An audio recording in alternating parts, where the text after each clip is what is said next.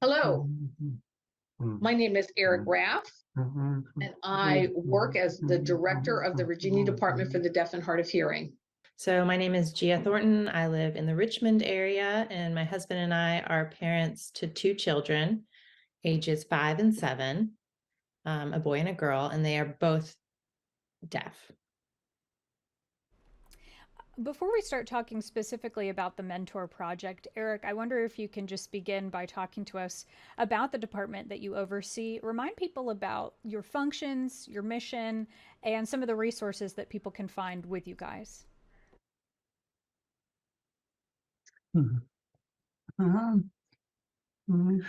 Well, the mission of VDDHH is basically to promote accessible communication for individuals who are deaf, hard of hearing, so that they can fully participate in programs and services and opportunities across the Commonwealth. We have 3 different areas of service. The primary area of service is telecommunications, which includes relay, equipment distribution, assistive technology. The second area is to provide interpreter services for government agencies, and we also provide assessment of interpretation skills, interpreter skills. We do a performance evaluation for interpreters. The third area is community services, where we provide information and referral.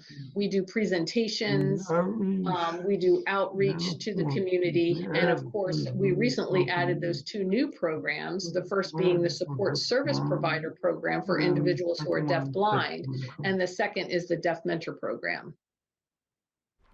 Where did the idea for the Deaf Mentor, I know this is something that you and I had talked about a while back, but where did the idea for this Deaf Mentor program come from, and how will it be structured, and kind of what is the goal of this specific program?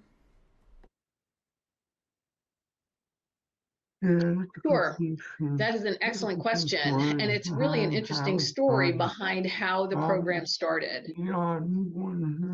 So the newborn hearing screening has an advisory committee online, and they met online during COVID. And so we had breakout groups as part of that advisory committee work. And I went and joined the parents group. And so we started having a conversation about recognizing the lack of the opportunity to learn American Sign Language. It seemed to be a lack in the community all around the state of Virginia. And families who had their children identified as having a hearing loss through the newborn screening wanted to learn sign language, but there wasn't really opportunities for them to learn. So we talked about how to start serving those families. And from that concept, that's the parent group got together, and one thing led to another, and that's where we are today. It strikes me, talking about accessibility of resources, so many of the stories that I have done talk about how that gap of accessibility is greater in maybe some of our more rural communities. Is that something that you see with resources for deaf and hard of hearing folks as well? Do you see kind of a gap in accessibility between rural and urban communities in Virginia?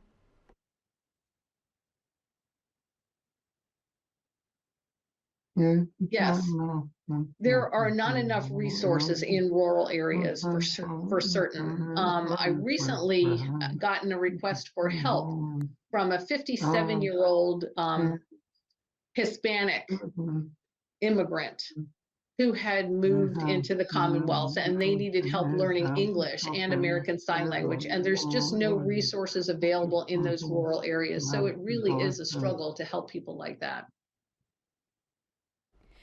Gia, how did you hear about this program, and what did you see in its possibilities that you think could be beneficial for your family in particular? Sure. So I actually was part of that parent group that got together in the beginning and talked about, dreamed up the possibility of having a deaf mentor program here in the state of Virginia. So I worked closely with that group of volunteers, gosh, it was probably for almost 2 years to bring the program here. When my children were born back in 2016 and 2018, my husband and I, we were new to all of this. We weren't expecting that our children were going to be born deaf. And so we hadn't planned for it. And we wanted to learn sign language really just as fast as we could. And since there was no deaf mentor program here in our state, we had to get creative with just searching the community for resources, kind of like Eric mentioned.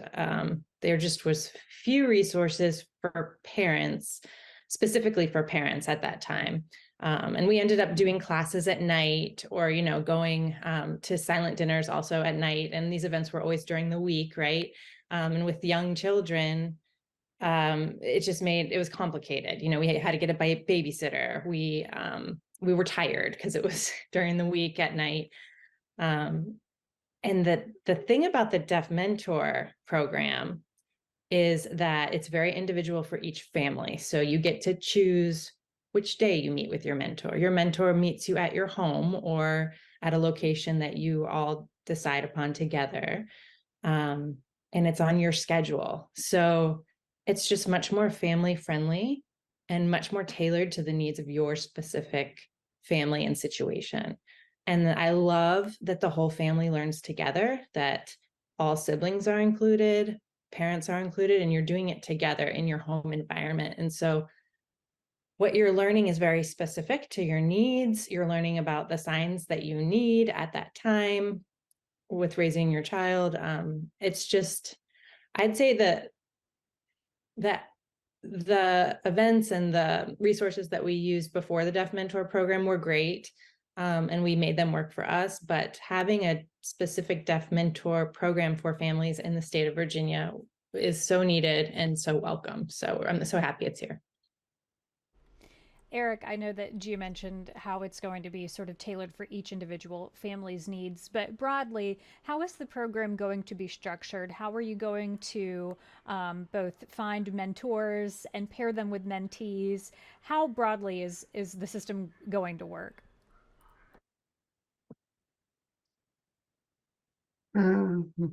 Well, the first year, of course, is an implementation year, and it's challenging. But we have found, we advertised and promoted in the deaf community looking for deaf adults who were sign fluent and who were comfortable working with families and children. Those individuals had to be able to provide their own transportation. They had to be able to pass a background check. They needed to have a willingness to be available in the evenings and on weekends, because sometimes families are working, the parents are working during the week. And so the best time to meet is often in the evening or the weekend. So we recruited and brought together the deaf mentors to provide a training for them. The program that we're following is called Sky High, and it's based on an early intervention model that focuses on ASL as a foundation. And so that curriculum provides training to the deaf mentors. So they learn how to approach families using that particular curriculum. And so from there, we match the families based on region. We try to have at least 2 deaf mentors for each of 8 different regions around Virginia. We do have some gaps where we're still trying to fill with more deaf mentors. Right now, we have 54 families who are in the program, but we only have 8 mentors. So we're still recruiting for additional deaf mentors. It's a wonderful program where it's not only about learning ASL, American Sign Language, but it's also introducing the deaf or the hearing family to include communication in their natural environment.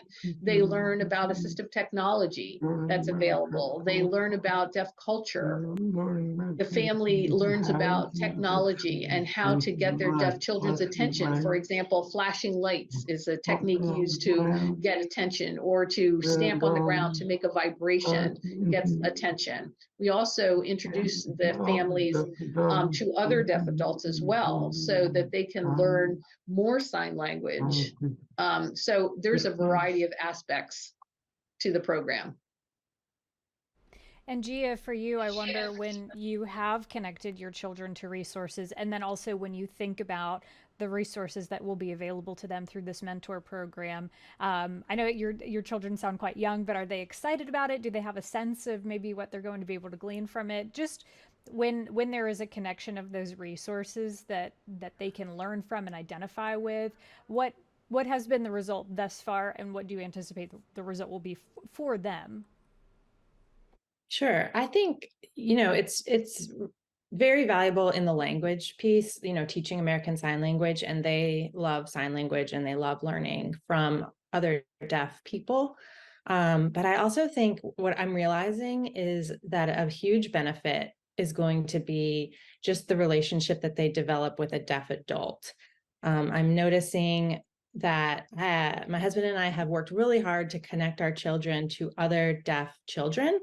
But oftentimes those deaf children are in families that have hearing parents. So their family structure looks a lot like ours. The adults are hearing and the children are deaf.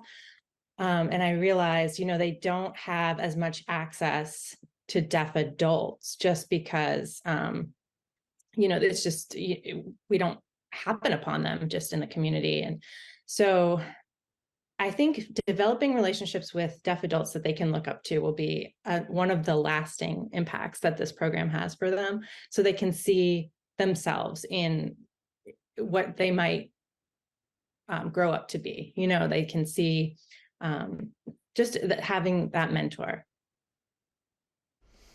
Eric, for people who are maybe seeing this and they say, oh, I'd love to be a mentor, or maybe they're a family and they're saying, oh gosh, I'd love to sign up my kiddo. Logistically, what's the best way for them to kind of get connected to the program?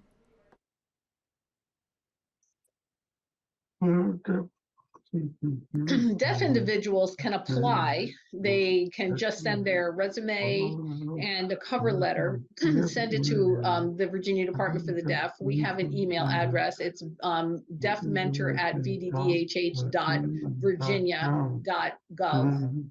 And families can also contact us through that email address. But they can also fill out an application form to get more information about the family. We would collect more information about the family, what their needs are. Sometimes we have some families who are Spanish speakers as their primary language. And so during our introductory meeting, we include a Spanish interpreter. But going forward from that, we don't provide interpreter services. We encourage the family to learn sign language so that everybody is able to communicate in the same language. So it requires patience, but with encouragement, those families can learn ASL as well. We have what's called a meet and greet.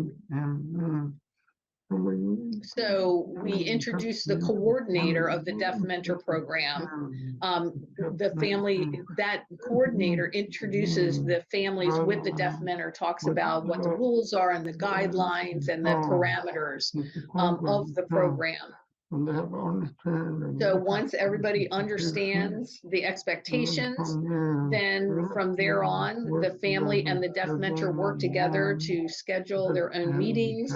And because all the family schedules vary, we have a limited number of hours monthly that the mentor can work with the family. So we're trying to meet the needs of the family all around the Commonwealth. And currently, we do have families on a waiting list to wait for a mentor to become available. So it's a balancing act of resources. The gap that you mentioned between, the number of mentees seeking mentors that you have is quite large. Is there something that you would maybe like to see from, the state or, legislatively that you think could also help expand or help you guys do what you're doing on a broader scale to kind of bridge the gap for resources for families in the Commonwealth? Anything that you would like to see maybe that the state resources that the state has that could benefit you all in trying to achieve this goal? Well, I do think that the state has helped us a great deal. We got some state funding to start the program, and we are in our pilot year, our first year of the program. So it's just going to take some time. We are currently recruiting some additional deaf mentors, and we're working on scheduling a training for them. So once we have enough mentors signed up, we have a goal currently to have 15 deaf mentors ready to take the training as a cohort. And once they complete that training, then they can start providing services to families. We have the contract ready to go, and I do think that the state has done a very good job supporting us in the program and recognizing the need for the program. So we're very excited about it. Are the mentorships paid positions? Yes. Yes, we pay them an hourly rate. So the deaf mentors are contractors, so they're freelance individuals.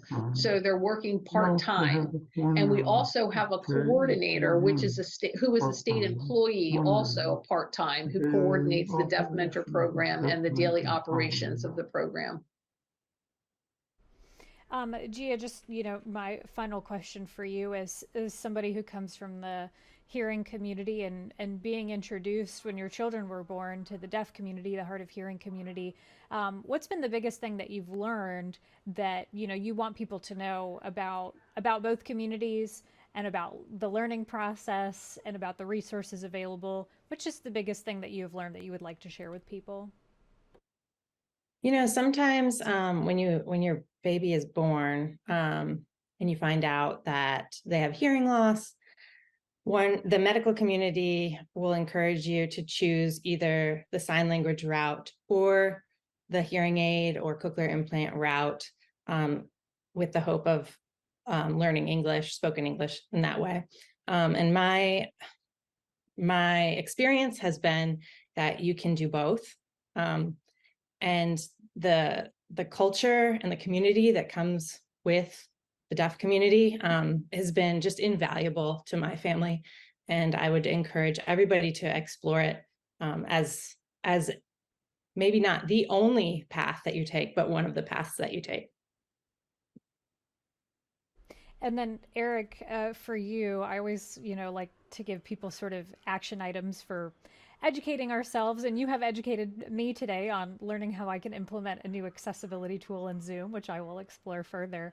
But for the hearing community at large, what resources are out there? Which direction would you like to point people in, just to kind of have greater awareness about expanding accessibilities in our homes, our workplaces, our classrooms? I know there's not like a one size fits all approach or wave a magic wand and fix a lot of things at one time, but is there just, one thing that you would encourage people to be mindful about so that they can open up their accessibility?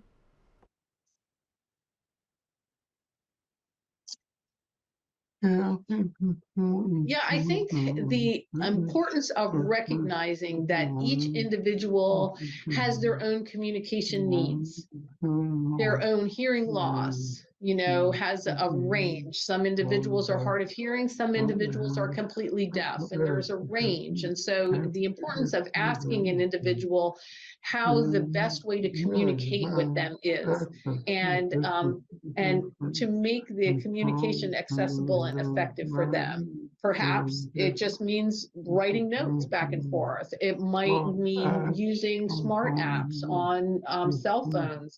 It might mean using text-to-speech kind of apps on your phone. So that is available to aid in communication. Sometimes bringing an interpreter in to provide those services.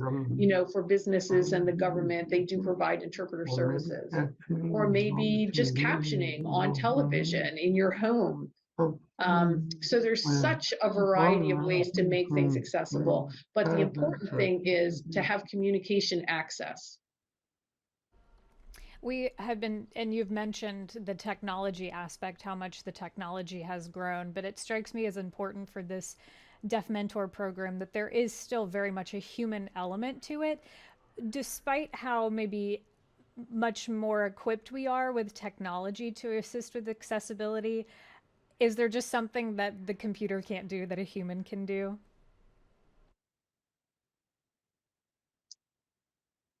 Yeah. Absolutely. Yeah. So, for example, humans can teach an individual how to get a deaf person's attention. You know, sometimes you don't want to go behind a deaf person and touch them on the shoulder because that'll scare them out of their chair if someone, you know, not realizing that a person has come up behind them. So it's kind of important to know, get their attention from the front. Maybe you can wave at them and get their eye contact, and then let them know that, share whatever information. So there's just little things, you know, like the flashing of the lights that I mentioned before to get a deaf person's attention. And, you know, the idea of patience and just being able to negotiate and to communicate. So it's just, I think that the attitude and the perspective, sometimes individuals need to change their philosophy and the misconceptions that they have of deaf individuals. Sometimes people think that deaf individuals are not as intelligent, but we have doctors and lawyers in our community, engineers in our community as well. So people have to, the mainstream community needs to understand that deaf individuals can do anything, and they are in a variety of different employment opportunities, and just have to make things accessible in those opportunities, and they can do it. Wonderful. Well, this has been great. I've learned so much, and I'm excited to share this information about the mentorship program. Eric, is there anything else that you would like to add that we haven't touched on already? Well, we're just very excited as well, and we want to continue to grow the program. We are looking at some long-term ideas of how to expand the program. And right now, we're focusing on making sure that it's running smoothly, and we are very excited to see it grow. Gia, same question for you. Anything else that you would like to add that we haven't already talked about? I'm just really thankful for WDBJ's support in this program and their belief in this program and all of the energy that they've given thus far to make it come true here in the state of Virginia. I think it's going to be so wonderful for families who have deaf children, and it's going to be just such a welcome resource at a very busy time in a family's life. Well, I'd like to thank all of you for taking. Yes, this is Eric. I just want to add, I want to recognize, or really, it was a community effort. The community came together, the community of deaf adults and the community of parents, hearing parents with deaf children, and some professionals as well. So all three groups came together for the planning of the program for, like Gia said, almost 2 years to make this happen. And so I think that that kind of partnership, with that kind of partnership, anything is possible.